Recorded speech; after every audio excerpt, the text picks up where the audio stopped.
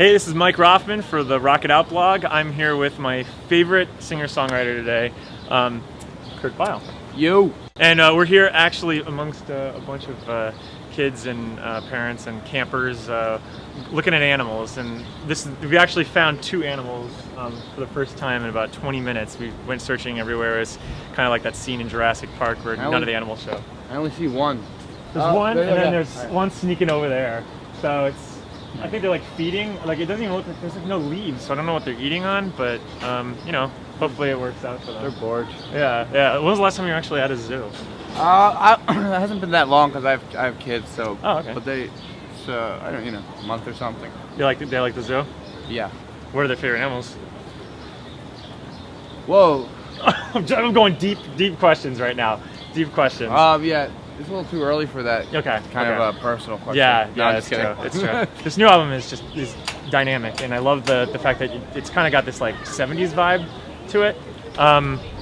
Were you what kind of records were you listening to prior to recording? Well, I mean, I'm always listening to like Neil Young and stuff. I sort of like, I said once that like Fleetwood Mac Tusk influenced the record, but I kind of just said that in passing. I was like comparing it because now it was becoming this double vinyl, that's sort of epic, weird, unconventional pop in that sense. But I actually made a mix CD, a perfect mixtape to get pumped up for recording of stuff like favorite songs I had accumulated, and Matador was going to put it out. I'm sure they still will. But they were going to put it out before the record came out. Okay. But anyway, I don't know. For instance, there was this one song by Gary Newman that was my favorite, Our Friends Electric, and then like Everything Counts, that song by Depeche Mode. I have so many influences that I can't tell you.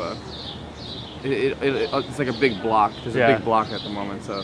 How do you usually listen to music? You got vinyls or? I have vinyl and stuff. I guess I listen to vinyl at home, but then when I'm on the road, I tend to just listen to a Discman with CDs.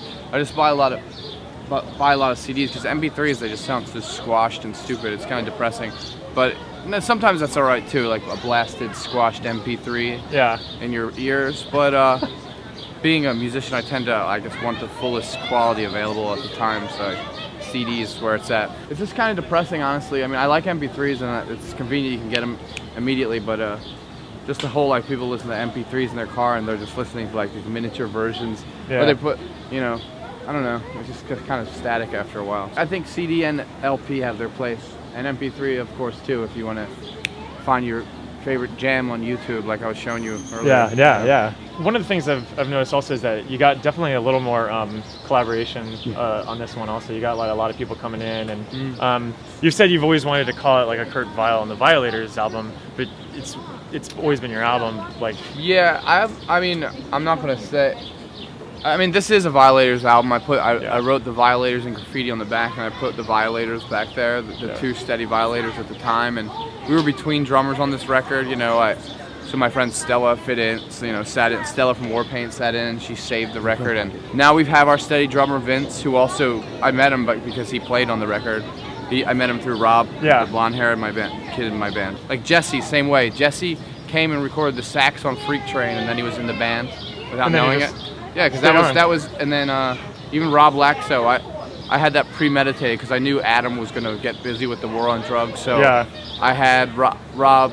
I know him longer than anybody, but I had him come in on Baby's Arms and add that cool electronic synth stuff, and then now he's my new right hand man, Rob. So it's got to feel good to like be around like. I mean, your tour is going to be going on for months and months and months. It's got to be good to like be around like pretty much like almost like family at this point. Then I mean, if you guys are like the band, no, we all get along really good. I mean, the whole extended crew, we're all like just a stupid joke a minute, and like if somebody doesn't have a good joke, get out. I fire people at the drop of a hat. I know that. How do you usually do it? You just like I just tell man. I just look at them like this. Was this album especially hard to like get down the songs? I mean, you got a lot of stuff. A lot of them are long. No, I not exactly. We just kept on trucking. I knew from experience of the last record, where both records I had a kid coming. Both records I had a daughter. It was like my first record I was making for Matador. I mean, I had the Childish Prodigy recorded. I gave it to them, and I was making Smoke Ring for them, and I thought I booked just like 2 weeks of studio time with John and Yellow, and I thought and then it was gonna take a month off and have a kid. But I thought I'd finish the whole record or something. Yeah. I don't know. Yeah. I didn't know. I was thinking about budget. I was very literal minded, and they're like, so I kept having to go back. So anyway, my experience with that and knowing I was gonna have a daughter again, and I just booked a shitload more just knocked studio it all out. time. I recorded for a week, then I toured the States for like, I don't know, 2.5 weeks. Came home for a second, and then we went to Europe for 7 weeks, and then I came home from there, like so oiled up, finishing songs the whole time, and then we recorded, like end of August all through September into, I'm a pop culture junkie. Do you like watch, do you ever get time to like watch shows or like watch I don't watch movies, TV really. I want to get organized. Ever since I got my a laptop got stolen like over a year ago, and I'm bad with like technology anyway, so I had to start all over, and I want to get something where I can watch movies, and that's one thing, like the computer age is not something that like meshes well with my like ADD brain, so it's not like I'm sitting around getting organized, downloading all these files and stuff like that. But I do love movies, and I want to start watching them more on the road. I saw that movie There Will Be Blood recently, which everybody loves it, but oh my God, Daniel Day-Lewis, it's the most insane. It's intense. The last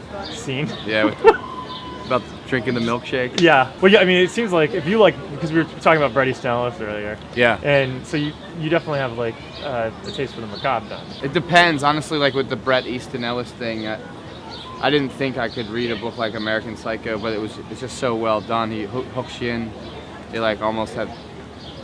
At the zoo. We're at the zoo. He does that thing. He does. And I'm like, I got like tears in my eyes. I'm like, oh yeah, with the kid. Would you? What was the last? What were the last few books that you were just the Ellis books, or like some of the last ones you've read, or like? What do I have with me right now? We brought the Bez autobiography. The Happy Mondays. Bez. He's the guy who just cool. did. Yeah, he's a. And he's like, right? It's so funny. He types. Wait, did he write it? He writes in his own like.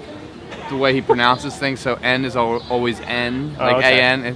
It's hard to read, so I passed that one around, and I don't know if I'll be getting through that one anytime soon.